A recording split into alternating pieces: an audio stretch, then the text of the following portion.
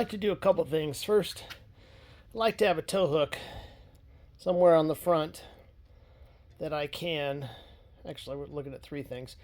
A tow hook on the front, so if I need to get towed at a track event, they've got a good place to hook on the front because there isn't anything that won't damage the front bumper available now. I'd like to move the license plate or tag off to the side, and I'd also like to get some very thin inlets and run some brake hoses for cooling the front brakes. Race weekend is coming up. In fact, by the time you see this, it will probably have passed. So I need to get going on it. So I looked for some structure inside here that I can attach. There's some sheet metal, but I think that's only really to hang the bumper on. I don't think if it's structural, it's structural up higher. Last thing I want to do is drill holes in this. So supposedly behind that brake light, there is some solid body pieces, frame-wise or frame-wise, skeleton-wise. I've got enough clearance underneath the blinker light to fit an 1/8 inch by a 5-inch plate, and so I'm going to take this off and see what's behind there to attach that plate to. Alright, so there's that dark line right underneath there. So I'm going to take the lamp out of the way. Look back inside there. Let's get some light on it.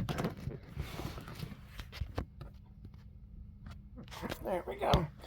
Alright, so that plate that is kind of the bottom wall, that appears to be part of the bumper support.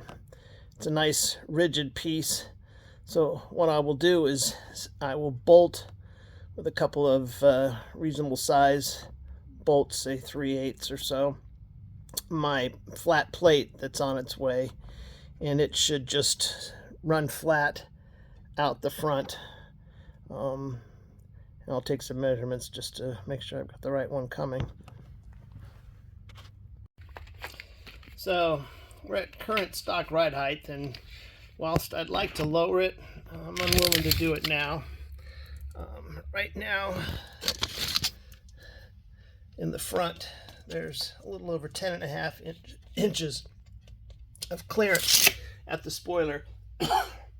If I take 2.5 out of that, I have 8 inches of clearance. That should still be ample to go over speed bumps without ripping off a piece of ductwork that's 2.5 inches wide from the bottom of the bumper down. So in order to get access to drill the holes for the plate, I have to take the bumper off because there's a plate above. So even if I had access in here by removing the headlight bucket, that won't do it for me. And there's plastic under here, so bumper's got to come off.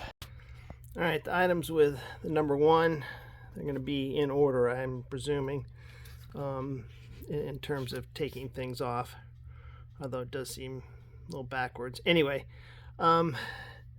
these here you get to by there, but somebody also said it's easier to just remove these Torx screws and remove the plate. And then I also know that there are some screws back in here on both sides. So yeah, those had to come out on both sides. Also underneath here, let's see, get it all the way underneath there are some screws back up in here. Oh, there we go. Right there, those 3 on both sides. It's off. Now, one thing I did notice is the uppermost screws around both fender openings. When I removed the screw, that retaining nut fell out, or fell down. Found one of them. I haven't found the other one yet. So I will.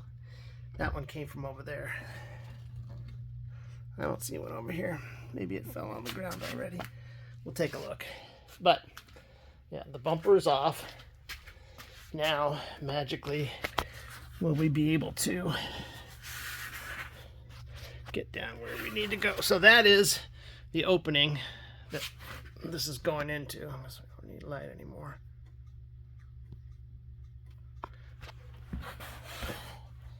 And sure enough, underneath, that is where I need to drill through to mount the plate when it shows up. Well, there it is. Some light. Back in there are 2 bolts down through very closely fitted holes. And then on the underside, oh, you can't see the underside because the, well, you sort of can see back up in there. Yeah, it looks like I can actually reach it. But this all gets tucked in behind this, so it's, I don't know, it's in front of it. So yeah, you could access under there if it needed to. I wouldn't have been able to drill, so the bumper had to come off. But I took a piece of, let's see, what's just slightly thinner than 1/8 inch, and that just acts as a thicker washer to spread in between the nut and that plate washer. Will be some lock washers, and that should keep it from vibrating loose.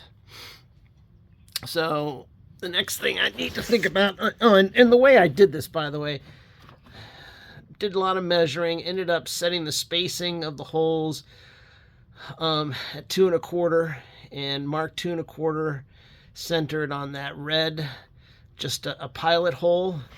And the pilot hole was just large enough in diameter for my spring-loaded punch to punch through. So then that made marks in the bumper.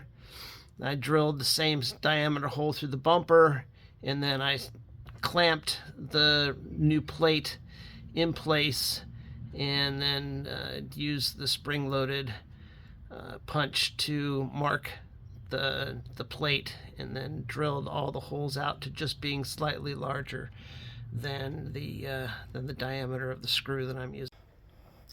So I'm going to cut 1 1/4 inch chamfer on each, just to get rid of the sharp edges, and then round off those corners a little bit with a grinder.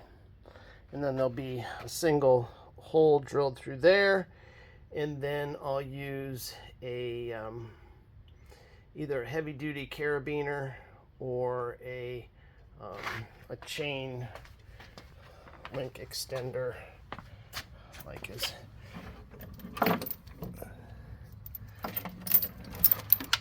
on there. So whatever diameter I need to get that through will be what I drill that to. So everything's cleaned up, and first coat of primer on one side. This is that washer plate that I mentioned before, and those are the holes, obviously, for the mounting of this overall plate. I've drilled those 2 holes at a slight angle to match the angle of the front bumper at that point in front of the blinker opening. That is where this license plate hanger is going to be affixed, and then that 1/2 inch hole there is where the large carabiner that's on its way to me is coming from. So when the primer's dry on this side, flip it over, another coat of primer, and then I'll shoot it with satin black. I thought about gloss black, but I think satin black is a better choice. I also thought about red, being it's for a tow hook, but I thought, nah, stick with satin. Alright, everything is screwed back on, and the The plate is attached. The blinker light is all good back there. This is the piece for holding the license plate. It's in. The plate is touching the front of the bumper at the bottom. I'm not going to drive around with this. I just wanted you to see how it was able to fit in there. I'll just carry it around in my toolbox inside the trunk, or when I'm on the track, it'll be in a seat pocket, I guess. So that will come off. It takes two hands. One of the things I wanted to bear in mind here, or share, and that is that I could have gone another 16th.